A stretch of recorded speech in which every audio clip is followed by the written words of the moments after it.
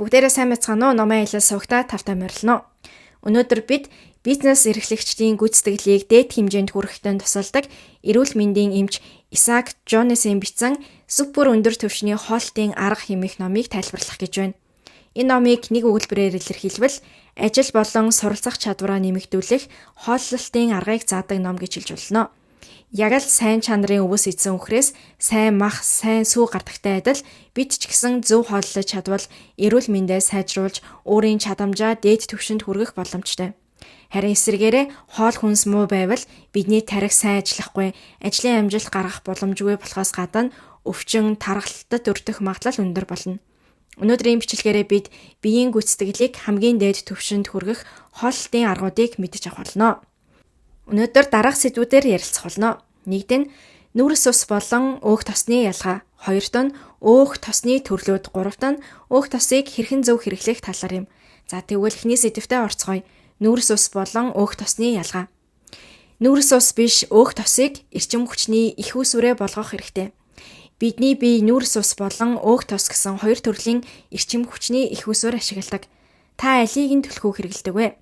Олон хүмүүс тархиа сайн ажилуулахын тулд чихэрх идэх хэрэгтэй гэж боддог тул хичээл хийхдээ эсвэл ажиллах үедээ шоколад, жигнэмэг зэрэг чихэрлэг зүйл идэх тохиолдол их байдаг. Гэвч үнэндээ чихэрлэг хүнс эрчим хүчний их усүрийн хувьд маш үр ашиггүй байдаг байна. Энэ нь анхаарал төвлөрөх чадварыг бууруулж суралцах үйл явцад сөргөөр нөлөөлдөг.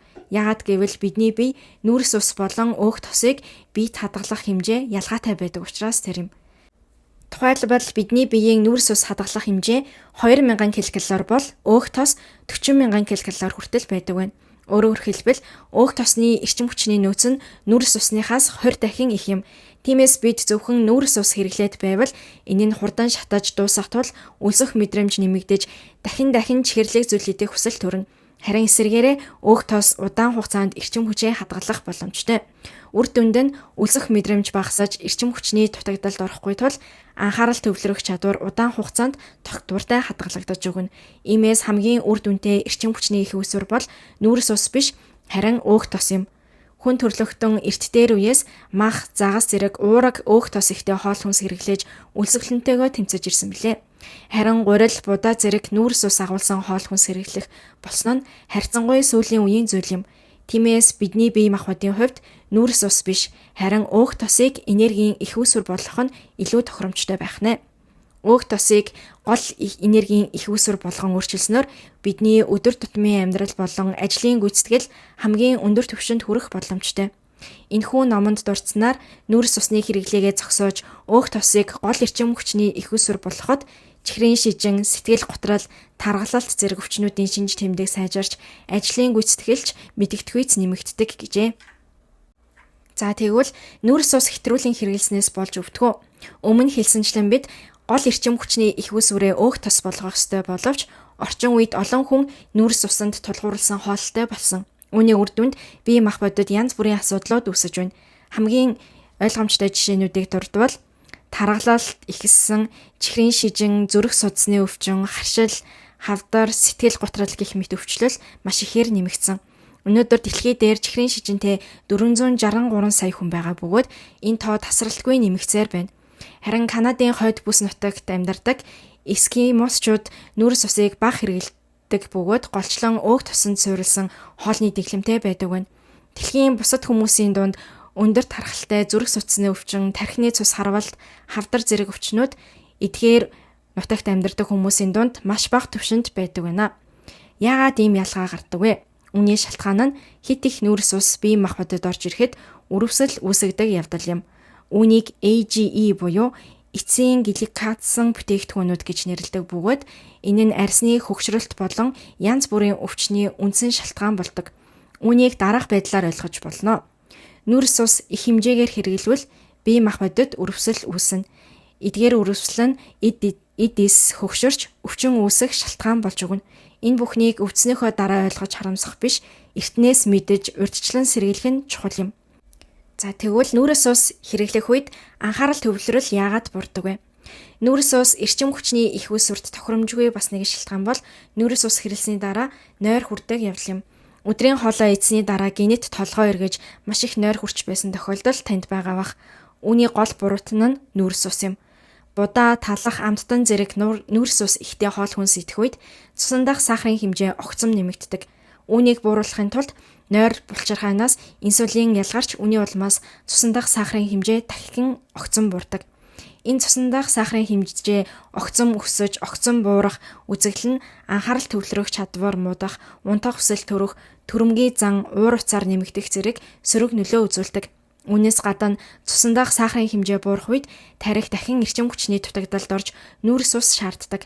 Үүний улмаас хичээл хийж байхдаа эсвэл ажиллаж байхдаа дахин нүүрс ус идэх хүсэл төрж эцэс төгсгөлгүй эрчим хүчний хомсдолд ордог байна.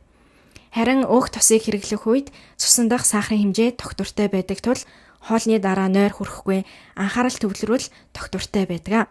За энд хүртэл бид нүүрс ус яагаад бидний биеийн эрчим хүчний их үүсвэрт тохиромжгүй болохыг тайлбарлалаа. Энгийнээр хэлбэл будаа, талах, төмөс, амттан зэргийг хэрэглэхээс зайлсхийх хэрэгтэй. За тэгвэл 2 дахь сэдвтэ орцгоё. Өөх тосны төрөл юм. За энд бид нэр эхлээд муу тосны талаар ярилцгаая. Ерөнхийдөө бид өөх тосыг түлхүү хэрэглэх хэрэгтэй. Гэхдээ бүх өөх тос сайн биш, муу тос гэж бас байгаа. Муу тосны хамгийн том нөлөөлөл бол транс өөх тос юм. Энэ төрлийн тосонд маргарин, шортеник зэрэг тос ордог. Эдгээрийг хиймлэр гарган авсан тос учраас маш хямд өртөгтэй байдаг бөгөөд ихэвчлэн талах, нарийн бов, билуу, шарсан хоолнд агуулгаддаг. Транс өөх тосны онцлог бол эдгээр тос нь хүний гараар хийгдсэн химийн өөрчлөлттэй тос юм. Үүнээс гадна хиймлэр гаргаж авсан ургамлын тос, рапсын тос нь муу тосны төрөлд бас багтдаг. Хүн төрөлхтөн байгалийн жамаараа бий болоогүй хоол хүнсийг цохиомлоор гаргаж авах үед хэвчлэн бие махбодод сөрөг нөлөө үзүүлдэг. Эдгээр муу тосыг идэх үед бие махбодоос бүрэн гарах хүртэл 240 өдөр шаардагдана. Мөн энэ хугацаанд муу тос бие махбодод өрөвсөл үүсгэж төрөл бүрийн өвчин, эрүүл мэндийн асуудлуудыг бий болгодог. Тиймээс билуу, нарийн бов, шарсан хоол зэрэг бүтээгдэхүүнийг боломжтой бол хэрэглэхгүй байх нь зүйтэй. За тэгвэл байгалийн гаралтай зөв сайн тос гэж юу вэ? Өөх тосыг шинжлэх ухааны хувьд дараах үндсэн 4 бүлэгт хуваадаг байна. Омега 9, омега 6, омега 3 хансан өөх тос юм. Эдгээрээс бидний эрүүл мэндэд хамгийн сайн нөлөөтэй 6 төрлийн тосыг онцолж байна. Нэгд нь шарт тос, хоёрд нь байгалийн өвсөн тэжээлт үхрийн тос буюу энэ фермийн үхэр биш, энэ хөдөө хээр явдаг үхрийн цэцгийн тос юм. Гуравт нь коксийн тос, дөрөвт нь MCT тос, тавд нь оливын тос, зургаад нь майлингийн тос юм. Эдгээр тоснууд нь 100% байгалийн гаралтай.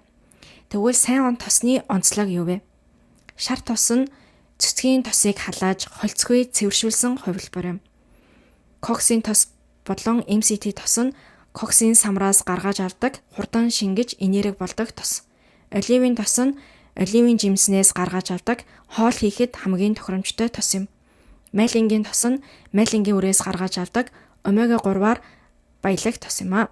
Эдгээр байгалийн гаралтай тоснууд нь ерөнхийдөө өндөр үнэтэй байдаг.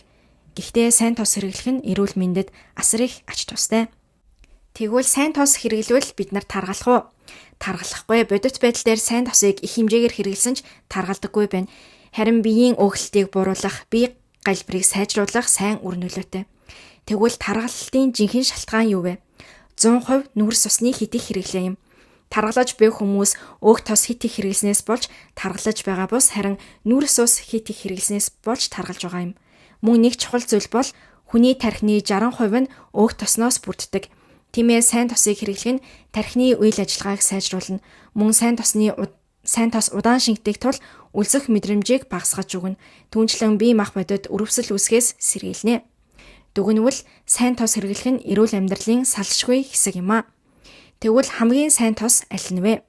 Шар тос болон үхрийн цэцгийн тос нь хамгийн сайн тос гэж үздэг байна.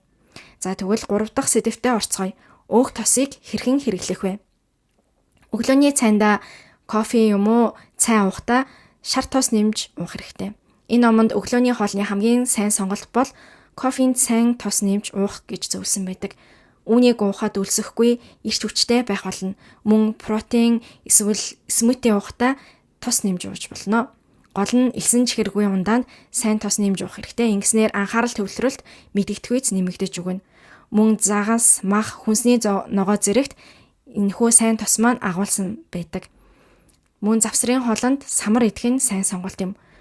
Өдрийн болон оройн хоолнд дараах тосыг нэмж өгөөрэй. Оливын тос, майлингийн тос, эгома тос юм. Эгома тос нь ургамлын үрээс гаргаж авдаг тос юм. Энэ тосыг Япон, Солонгос, Хятад зэрэг Азийн орнуудад эрүүл мэндэд тустай бүтээгдэхүүн гэж өргөн хэрэглэдэг байна. Эгома тос нь омега 3-аар баялаг бөгөөд эрүүл мэндэд олон ашиг тустай. За, эдгээр дээрх тоснуудыг хэрэглэхэд анхаарах зүйл бас байгаа. Гал дээр халааж болдог тос мөн халааж болдоггүй тос гэж бий. Шар тос, цэцгийн тос, коксын тос зэрэг нь гал дээр халааж болдог.